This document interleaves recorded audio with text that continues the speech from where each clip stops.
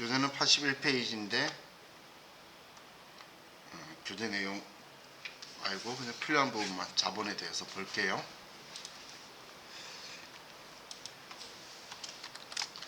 자, 제가 자본 이야기할 때 제일 많이 이야기했던 게 자본금이라는 이 계정 과목은 무조건 주식수 곱하기 액면가 쓴다는 거. 무진장 이야기 많이 했었죠? 그죠? 나 발행가 이랬는데도 이런 시험에 발행가 액면가가 눈에 안 들어와요. 그죠? 발행가격에 주식수를 곱한 거다라고 적혀 있으면 자연스럽게 지나가더라고요. 쓱 눈으로 읽고. 그래서 포인트들을 이쪽에도 많이 두는 편이니까 이것도 기억을 하세요. 자, 그리고 제가 자본 이야기하면서 이런 표현들 썼었죠. 주감자 이익 본 것, 얘는 자본 잉여금이다라고 기억하고, 자본 이야기하면서 평가나 환산에 있으면 기타 포괄 손익 누계액이다라고 기억하자라고 했죠. 자본 분류가 의외로 종종 등장하잖아요. 이런 문제에서. 그러면 지금 주감자 이익 본 거라는 건 주식 발행 초과금, 감자 차익, 자기유시 처분 이익. 이거 방금 그 글자에서 이익 본 거 알겠죠? 주식 할인 발행 차금, 감자 차손, 자기유시 처분 손실이 이익 본 느낌은 없잖아. 그럼 얘네들만 가지고 생각을 해도 아마 안에서 한 개가 얘네들 중에 하나가 있으면 걔가 답인 거고, 얘네들이 세 개가 있으면 아닌 게 답이겠죠. 그렇게 해서 이런 문제 자본 분류 찾으실 때 하시면 돼요. 그럼 주식 발행 재비용은 얘를 표현할 때에 주식 발행 초과금에서 차감한다, 혹은 주식 할인 발행 차금에 가산한다라고도 하는데, 얘를 주식 발행 가액에서 차감한다라고 표현돼요. 다 정확한 지문인 거예요. 주식 발행 가격이 주식의 액면가액에 주식 발행 초과금을 더하거나 주식 할인 발행 차금을 차감한 금액인데, 거기에서 주식 발행 비용이 들어가면 걔 뺀 금액이 발행 금액이 된다는 거니까, 얘는 지금 주식 발행 가액이라는 얘가 이거예요. 얘가 액면 가액 더하기 주식 발행 초과금 빼기 주식 할인 발행 자금인 거니까, 그럼 발행 가격이 이거예요. 그러면 얘 재비용은 여기서 줄어드는 거니까 발행 가격에서 줄인다라고 보면 되겠죠. 그죠?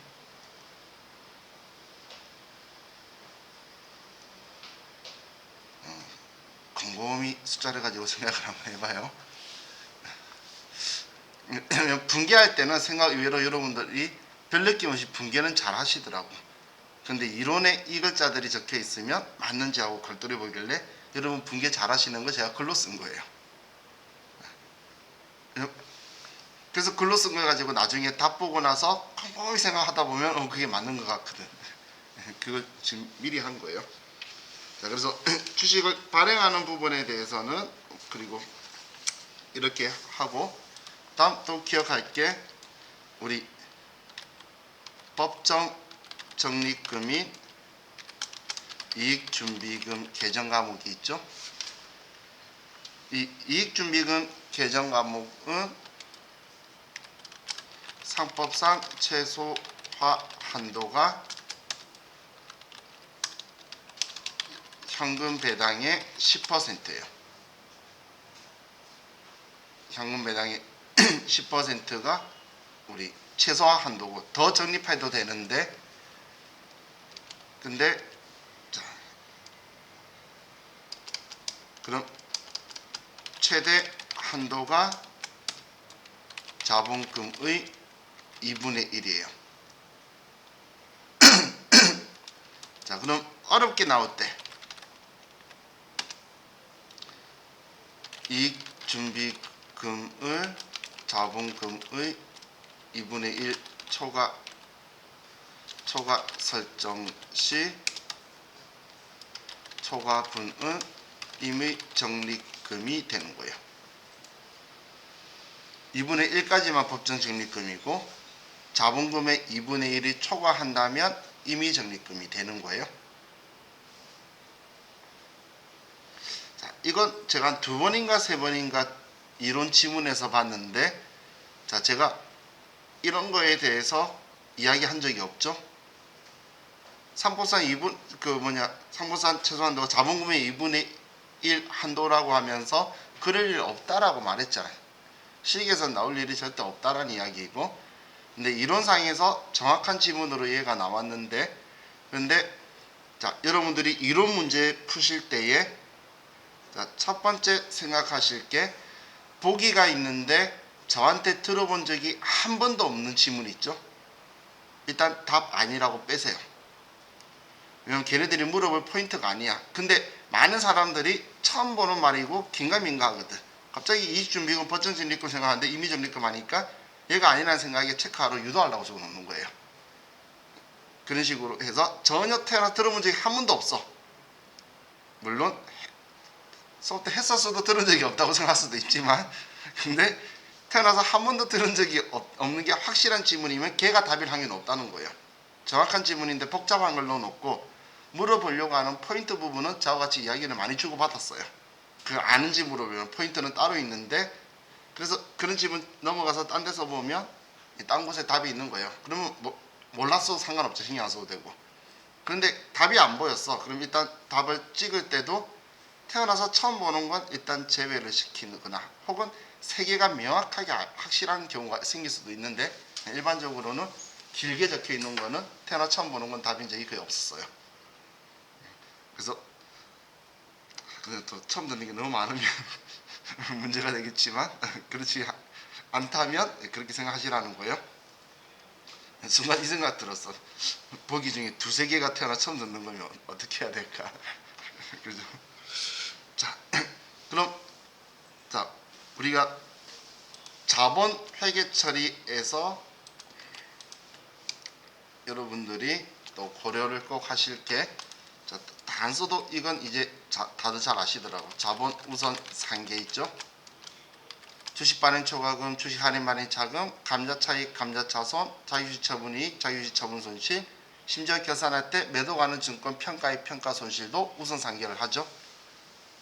그래서 자본은 서로 무조건 우선 상계해야 된다라는 거 잊지 마시고, 자, 이제 배당에 대해서 볼게요. 배당. 자, 배당에 보면 먼저 주식 배당을 가지고 결의일날 보면 우리는 차변에 2월 이익잉여금 얼마 미지급, 아이고 왜 주식 배당은 먼저 했지? 죄송해요. 현금 배당을 먼저 할게요. 현금 배당하면 미지급 배당금이다라고 결의일날 처리하겠죠. 그럼 이렇게 하게 되면 2월 이익잉여금은 자본의 감소가 되고, 미지급 배당금은 부채예요. 성격이 부채의 증가가 발생하는 거예요. 그리고 우리 배당 실시일에는 미지급 배당금 얼마 대변에 현금 얼마 이렇게 처리하겠죠. 그럼 자산의 감소가 일어나고, 그리고 부채의 감소가 일어나죠. 그렇죠? 그런데 만약에 결의일에 배당 실시를 하면, 그럼 그냥 차변에 2월 이익잉여금 얼마 대변에 현금 얼마 이렇게 되겠죠.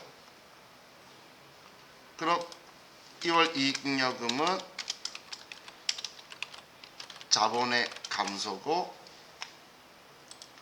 현금은 자산의 감소가 발생하는 거죠. 그죠? 그래서 결론적으로 현금 배당은 자본의 감소가 발생한다는 거예요.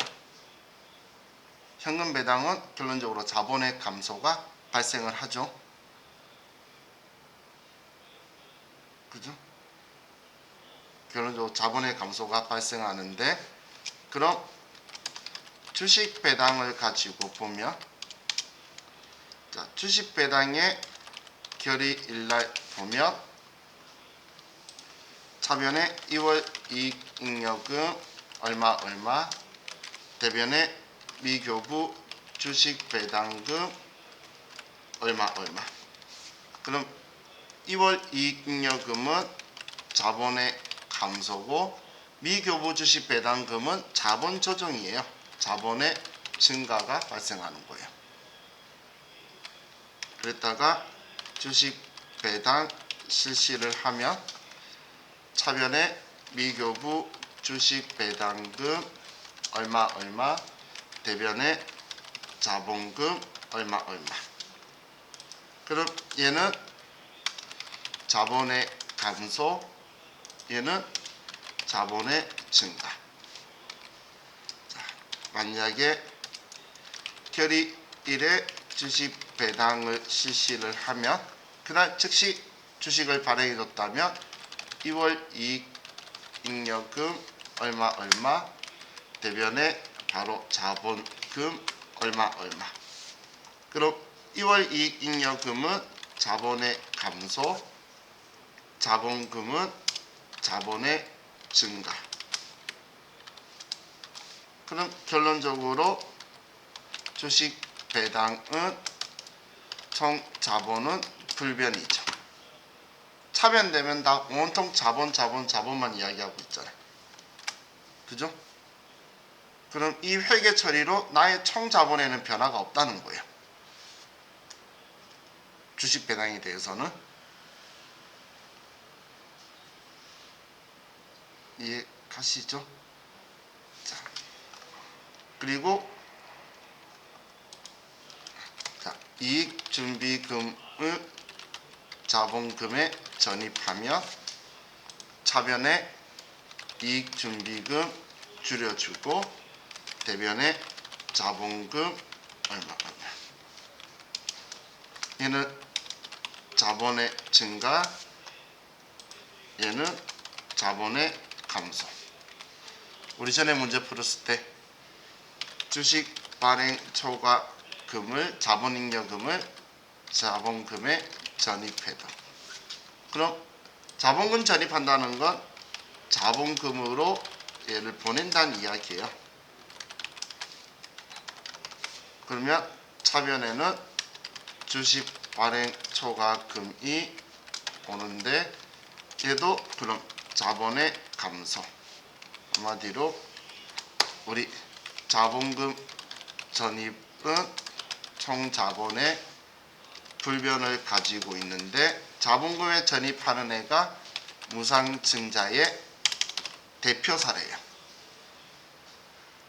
사실 대변의 자본금인데 차변에 자산의 증가나 부채의 감소가 발생하지 않으면 다 무상증자예요.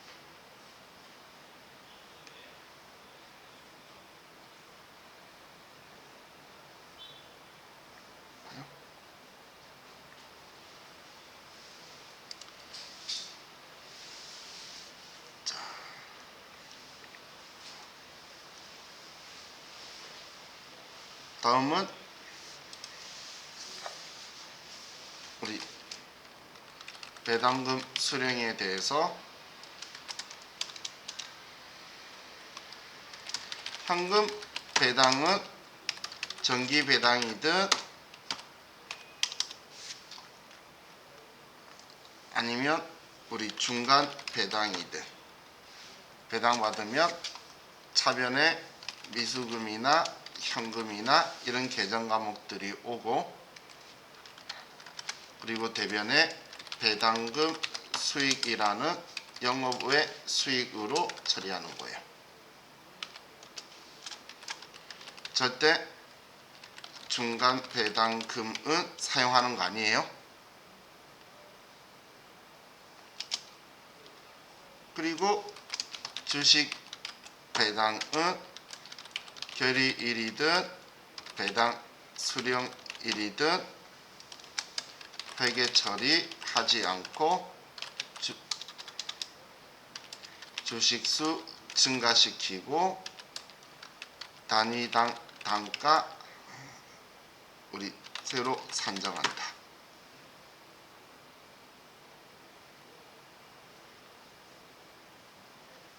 주식 배당은 받는 입장에서는 결일이든 수령일이든 회계 처리를 안 하지만 배당은 받은 거잖아. 그럼 주식수는 증가를 시키니까 장부에 금액이 안 올라갔으니까 한 개당 가격은 틀리게 되겠죠. 우리가 1000주에 100만원이라고 적혀 있을 때와 2000주에 100만원 적혀 있을 때 한 주당 금액은 틀린 거잖아. 그걸 이렇게 글로 표현하는 거예요. 단위당 단가를 새로이 한다. 자, 자본은 여기까지 보고, 자, 다음 우리 92페이지로 가면 사채가 있죠.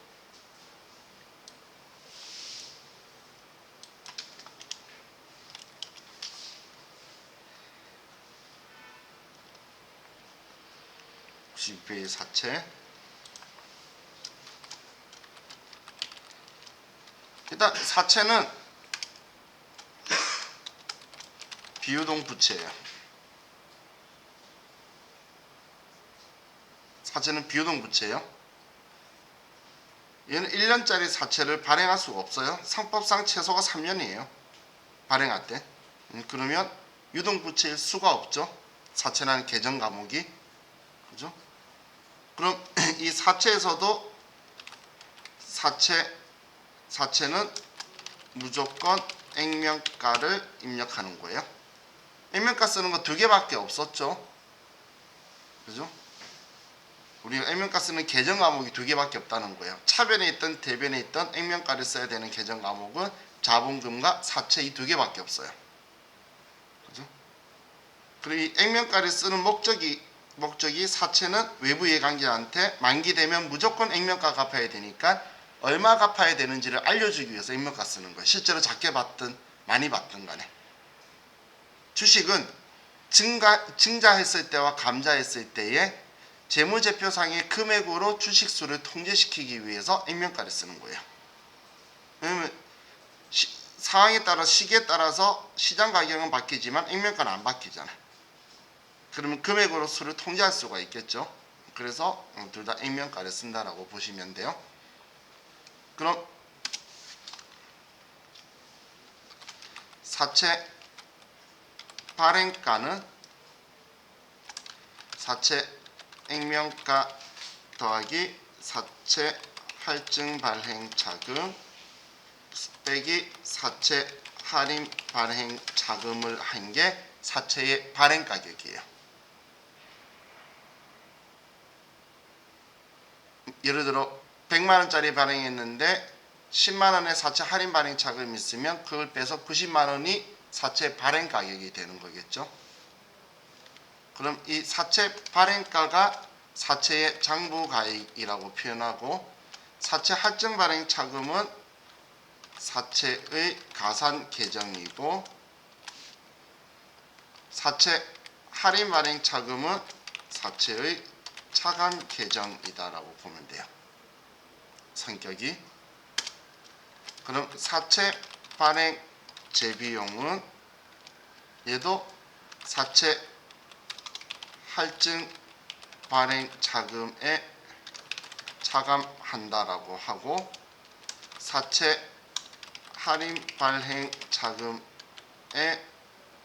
가산한다고 하고 사채 발행 가액에서 차감한다고 나오는 거예요. 주식하고 똑같아요. 자본금하고. 그냥 얘도 채권 발행하면서 손해본 돈이다라고 보면 되겠죠.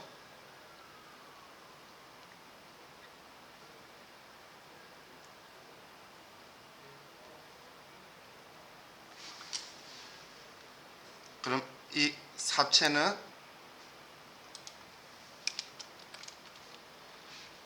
자, 사채 혹은 우리 이 회계서 채권 이거에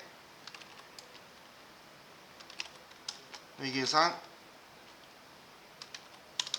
수익 비용 인식액은 유효이자율법을 사용할 거예요.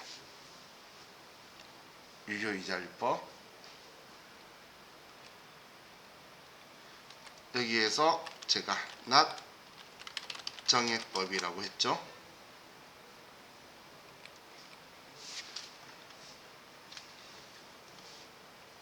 그럼 사채 할인 발행은 자, 액면이 내 거라 그랬어요. 액면 이자가. 액면 이자 할인이라는 건 내가 손해봤다는 느낌 들죠. 깎아줬다는 느낌 들죠. 할인하면. 그럼 내 거보다 시장 이자가 더 클 때, 내가 불리한 조건일 때 발생하게 되는데, 그럼 이렇게 발행하게 되면 당연히 사채의 액면가보다 사채의 발행가가 더 작겠죠. 100만원짜리인데 90만원 받았다는 거예요. 액면가는 100만원인데 발행 가격은 90만원 받았을 거라는 거예요. 야, 이거 글로 쓰니까 또 느낌이 틀리죠. 그죠? 참 얘네들이 신기해요. 다들 숫자 안 좋아하는 줄 알았는데 숫자가 더 편했던 것 같죠. 자, 그럼 여기에서 자, 규칙이 그럼 기간이 경과했을 때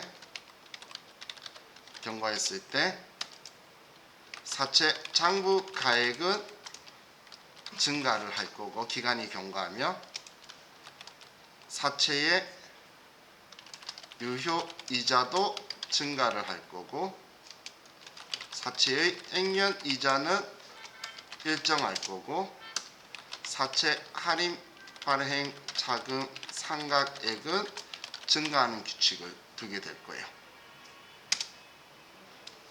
그럼 반대인 사채 할증 발행에서는 액면 이자율이 내 거가 시장 이자율보다 더 큰 경우인데, 그러면 사채의 액면가보다 내가 실제로 수령한 발행가가 더 많이 받는다는 거야. 할증 유리하니까. 그럼 이때 기간이 경과하게 되면 사채의 장부가액은 내가 많이 받았지만 만기 때는 액면가로 줄여야 되기 때문에 감소를 할 거고, 사채의 유효 이자는 장부 금액의 유효 이자율을 곱하기 때문에 얘는 비례적으로 감소하고, 사채의 액면 이자는 상법이 그 금액만 주기로 정하고 있기 때문에 법으로 정해서 일정할 거고, 사채 할증 발행 자금 상각액은 얘도 증가한다는 거예요.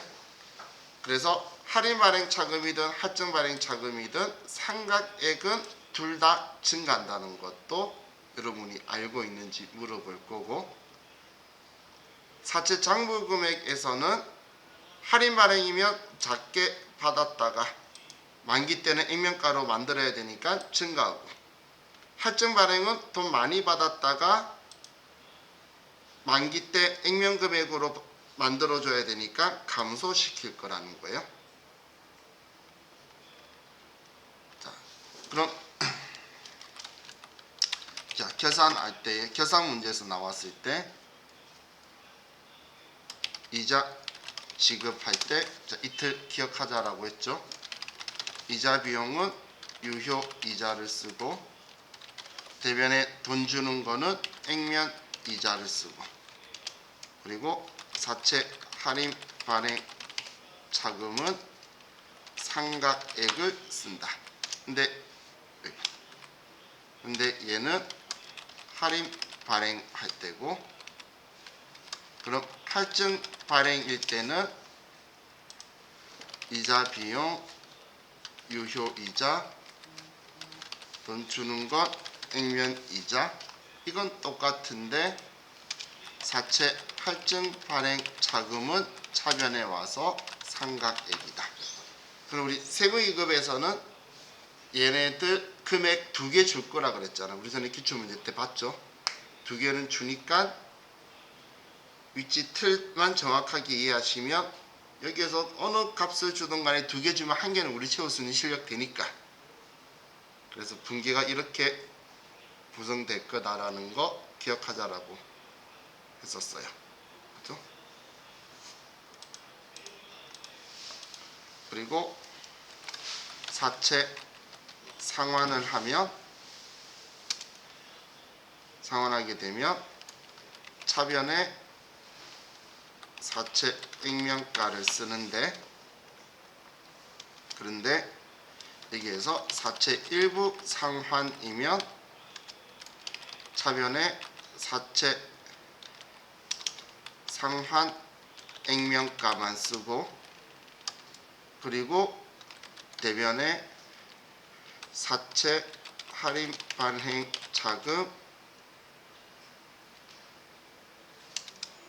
사채 상환 액면가 비율만큼 줄이거나, 혹은 차변에 사채 할증 발행 차금, 사채 상환 액면가 비율만큼 줄여줄 거예요. 전액이면 전부 다 지우는 거고, 일부 상환이면 일부를 저렇게 여러분들이 같이 상환 비율만큼 해야 된다는 거예요.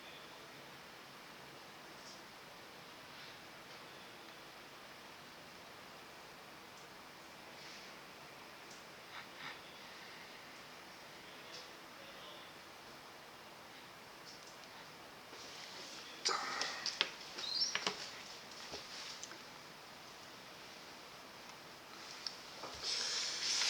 그럼 우리 사채까지 이제 얘네들 받고,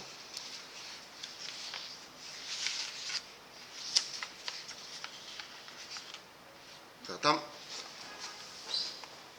104페이지로 좀 갈게요.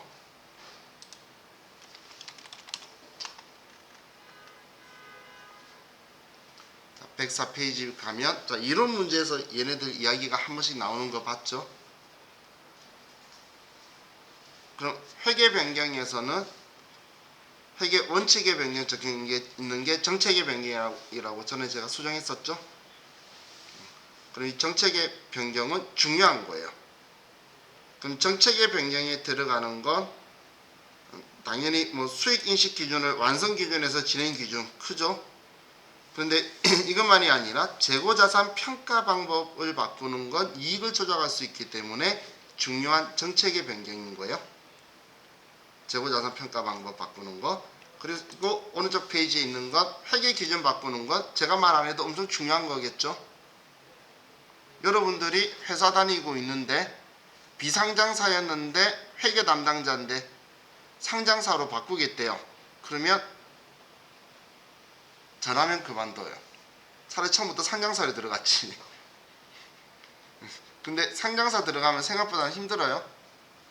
어느 정도 힘드냐면 상장사에서 3년 있으면 회계사 시험 1차 면제해줘요. 그럼 얼마나 빡센지 알겠죠? 그죠? 그렇기 때문에 저라면 그만둔다고 말한 거예요. 그리고 처음부터 상장사 들어갔지 왜 비상장사를 상장으로 한대. 지금 김상곤 씨가 그러고 있어요. 지금 이 나이가 있으니까 경영이 못할 것 같아서 상장을 시켜서 자기는 지분을 가지고 전문 경영인을 둘러 가시더라고. 참 분위기가 술렁이고 있어요. 교수님 우스갯소리로 저 일상 잘 갔다고 다들 분위기 안 좋은데, 제가 저녁 수업이 오늘이 마지막이라서 많은 사람들이 저녁 먹자고 하더라고. 저녁 수업이 오늘 있는데 왜 저녁 먹자고 하는지 모르겠어요. 그죠? 자, 그럼 이제 추정의 변경 봅시다. 추정의 변경은 중요하지 않다라기보단 정책의 변경보다는 안 중요한 거예요. 그죠? 이것도 함부로 바꾸면 안 돼요. 왜냐면 전년도에는 대선 충당금 1% 설정했다가 올해는 2% 했다가 또 그 다음 연도에는 6% 했다가 그러면 안 되겠죠. 그래서 그럼 비용 많이 과대 계상되고 자산을 줄이게 되잖아, 마음대로. 그렇기 때문에 함부로 바꿀 수 있는 건 아니에요. 근데 그게 타당한 이유가 있을 때 바꾸지만 정책의 변경에 비해서는 중요하지 않는다는 거죠. 그래서 대선 추정률이나 감가상각 내용연수나 잔존가치, 상각방법 이런 것들 바꾸는 게 추정의 변경이에요. 그럼 이거 가지고 봤을 때 자, 우리 소급법은 과거 것까지 소급해서 다 변경시키는 거예요. 과거의 재무제표까지 다 바꿔버리는 거예요. 소급한다는 건 전부 다 과거 것까지 다 같이 똑같은 걸로 적용하는 거예요. 우리 형법은 소급을 안 하죠. 그래서 그죠? 그럼 이 과거 것까지 다 바꾼다는 건 중요하다라는 거겠죠. 그래서 정책의 변경을 소급법을 적용을 할 거고, 전진법은 이제부터 그렇게 할 것 같다라는 거예요.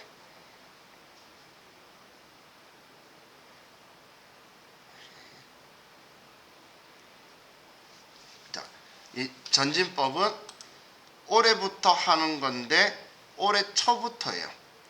우리 단기 말 해가지고 오답 지문으로 매우 자주 나오니까 단기와 단기 이후부터인데 단기 기초부터 적용을 해서 가는 방식이 전진법인 거고, 단기 일괄처리법은 이 사이로서 장부는 재무제표는 전진법처럼 가는데, 그런데 그 계산은 소급법으로 해보는 거예요. 계산만 소급법으로 해서 차이 나는 금액을 올해 단기의 영업의 손익으로 처리해버리는 방식이 단기 일괄처리법이다. 이렇게 정도까지만 생각하시면 될 것 같아요. 자, 그럼 오류수정에서는 우리 실기에서 여러분들이 생각할 게, 자, 일반전표 문제를 보는데 중대한 오류다, 중대하지 않은 오류다라고 말이 나오면 전기오류 수정이익이나 전기오류 수정 손실을 생각하면 돼요. 전기오류 수정이익이나 전기오류 수정 손실을 생각하면 되는데, 300번이 자본이고 900번이 영업외 수익비용이죠. 그럼 당연히 자본을 건든다는 건 중대한 거겠죠. 그래서 중대한 오류라고 하면 300번 대 전기오류 수정이익이나 수정손실을 쓰고, 중대하지 않다라고 하면 900번 대의 전기오류 수정손실이나 수정이익을 쓰면 돼요. 지금 이거 이야기하는 거예요. 전기오류 하면 4개가 보이죠. 중대한 오류면 얘 2개 300번 대, 중대하지 않으면 900번 대, 이렇게 쓰시라는 이야기예요.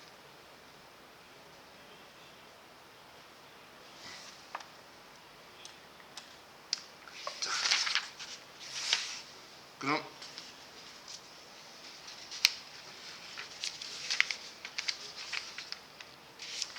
우리 재무회계에서 웬만하게 나올 만한 것들은 전부 다 봤고, 자, 이제 우리 부가가치세 부석 서류 쪽으로 좀 갈게요.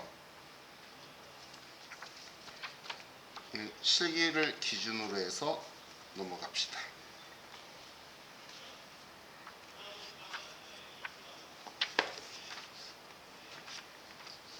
자, 뭐 나올지 모르는데 한 개 나올 거니까 부석 서류는, 자, 417페이지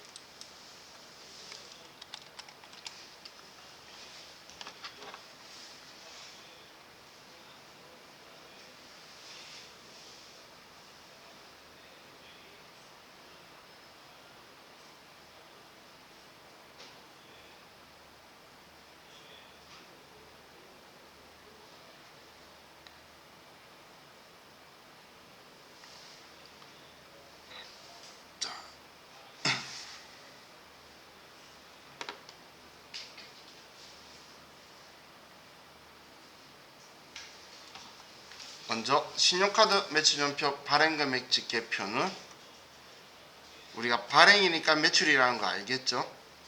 그럼 신용카드 단말기에 신용카드든 체크카드든 직불카드든 김영시 선불카드든 현금 영수증이든 그리고 얘네들을 발행을 해줬으면 이중 발행 세운기한서 이중 발행되었던 계산서와 이중 발행되었던 일단 다 쓰는 거예요. 카드 단말기에 입력한 금액을 전부 다 우리 메뉴를 보면서 하면 자 여기에는 전부 다 입력을 하고 그럼 여기에 입력한 것 중에서 세금 계산서도 발행된 게 있다면 여기에 써주는 거예요.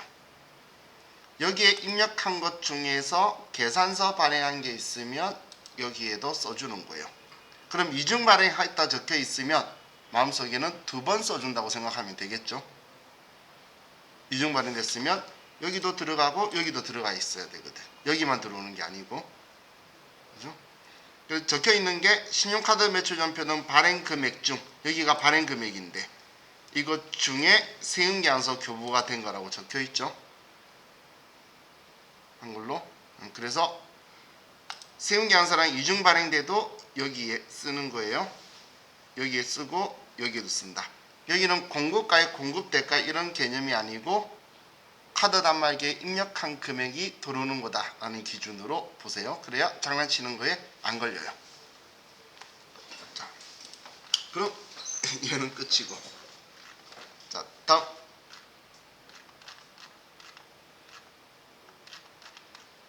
자, 부동산 임대 공급가액 명세서 가서 자, 425페이지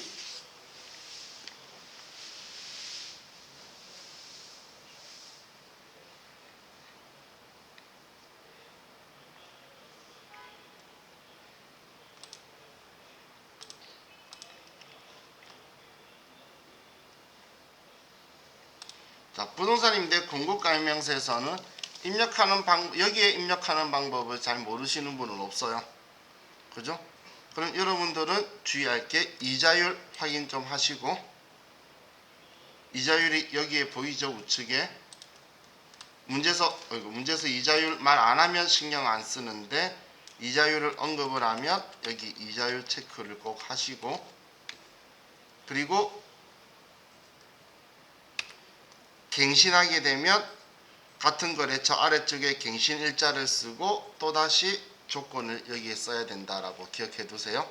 우리 다음 주 되면 이 방법 말고 다른 방법으로 또 연습할 거예요. 스마트에는 이런 기능이 없어서 2번 써야 돼요. 근데 갱신 일자 안 쓰면 틀리기 때문에 거기는 좀 실수 많이 해요. 근데 여기는 여러분들이 그냥 엔터만 잘 치시면 알아서 쭉 나왔죠. 그래서 갱신한 거에 대한 정보도 여러분들이 정확하게 잊지 말고 쓰시면 돼요. 그럼 얘를 부가가치세 신고서에 반영한다면 이 간주 임대료가 부가가치 신고서에 과세 기타인 정규준비 없음 4번 칸에 들어가겠죠. 이 간주 임대료가 월세는 일반적으로 세금계산서 발행하기 때문에 얘는 1번 칸 과세 세금계산서에 들어갈 거예요. 그럼 이 간주 임대료는 임대인이 부담한다면 임대인이 세금과 원가로 회계 처리할 건데 임차인이 부담한다면 임대인은 그냥 돈 받은 것만 차변에 쓰게 될 거예요. 대변은 부가세 예수금이고 자, 지금 제가 여기까지만 하는 이유가 지금 저는 세무위급이잖아. 세무위급은 매매처전표 입력까지 시키면 얘를 5점 이상 줘야 돼요. 그렇기 때문에 등장을 잘 안 할 거예요. 자, 다음 우리 429페이지 자, 의제매입세 공제신고서가 있죠.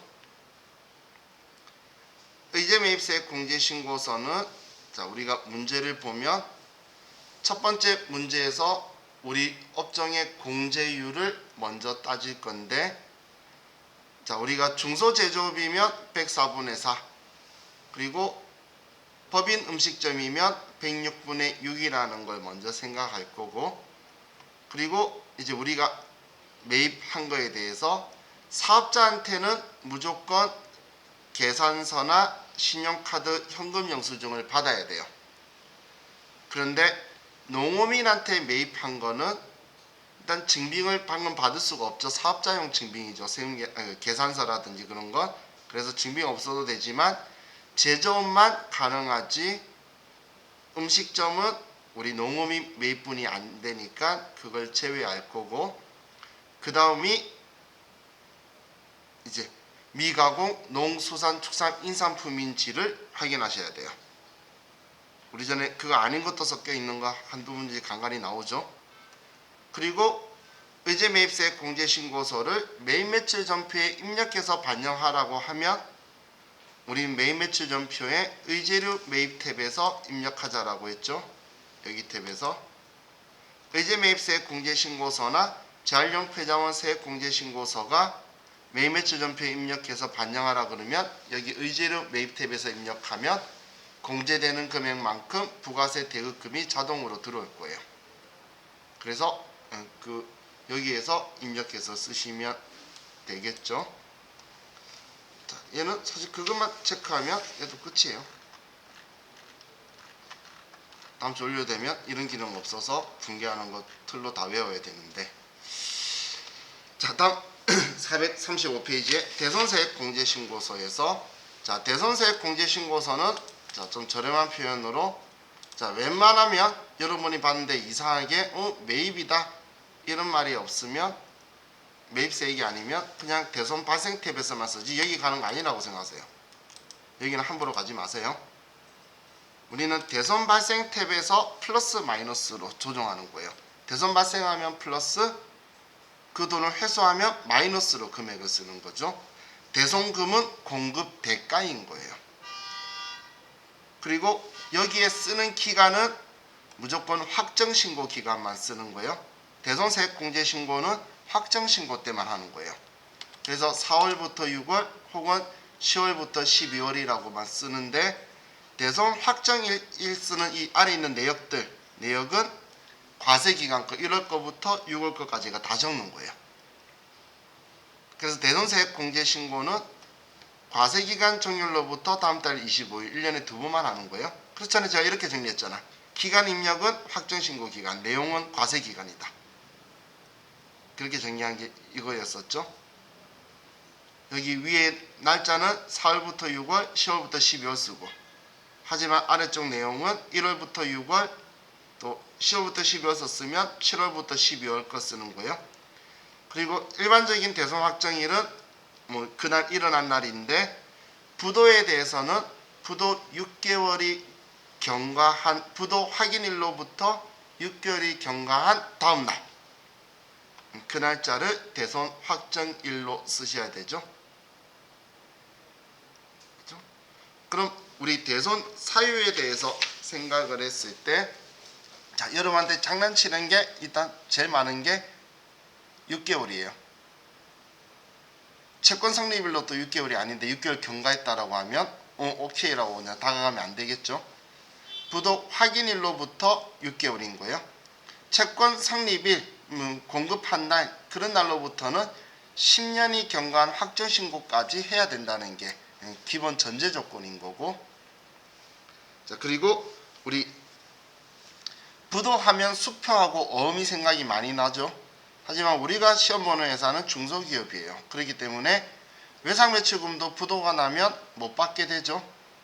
그러면 그 외상매출금에 대해서도 부도 발생한 것도 6개월이 경과하면 대손세액 공제를 받을 수가 있어요. 그리고 30만원 이하의 소액채권, 30만원도 같이 기억을 해두세요. 30만원도 같이 기억을, 금액도 기억을 해두세요. 30만원 넘어가면 안 된다는 이야기예요. 그리고 자, 우리 문제에서 대여금이나 아니면 그 토지의 미수금이나 이런 것들은 안 된다라고 했죠. 그 이유가 여기는 부가가치세 못 받았다는 건데, 부가가치세가 없는 거래, 돈 빌려주는 금전거래라든지 아니면 우리 토지가치 면세재화에 대한 미수금은 부가세가 없기 때문에 못 받았으니까 안 내도 되게 해주세요라고 말할 수가 없죠. 그리고 저당권이 설정되면 돈 못 받을 일이 없다라고 했어요. 그래서 저당권 설정된 것도 제외를 해야 되죠. 실질적으로 입력할 때는 몇 개 입력할 게 없었던 게 많았죠. 그럼 여러분들이 그걸 이제 판별을 해서 빼내는 거예요. 자, 다음은 우리 재활용 폐자원 세액공제신고서 441페이지에 가면